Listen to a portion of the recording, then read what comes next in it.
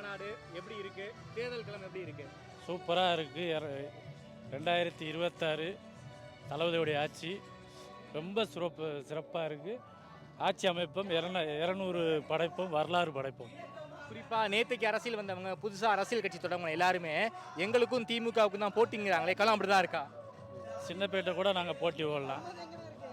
புரிஞ்சுக்கிட்டீங்களா? அதெல்லாம் எங்களுக்கு ஒரு இதே கிடையாது, புரட்டே கிடையாது. ஆனா அவர் வந்து திமுக தான் எங்களுக்கு எதிரிங்கிறாரு. எங்களை ஏற்றவன் பூமியிலே எல்லாமே போயிட்டாங்க, அழிஞ்சு வருவாங்க.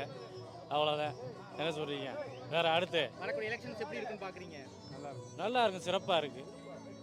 மகளிர் இருக்காங்க, மகளிருக்கு மகளிர் உரிமை தொகை, ஏகப்பட்ட திட்டங்கள் இருக்குங்க. சொல்லணுன்னா ஒரு நாள் பத்தாது, அவ்வளோ திட்டங்கள் இருக்குது எங்களுக்கு. அவங்களுக்கு என்ன திட்டம் இருக்குது சொல்லுங்கள்? நான் 40 பேரை கொன்று போட்டுட்டு ஓடி ஒளிஞ்ச ஆளுக்கெல்லாம் எங்களை வந்து கேள்வி ஆக்கிங்க.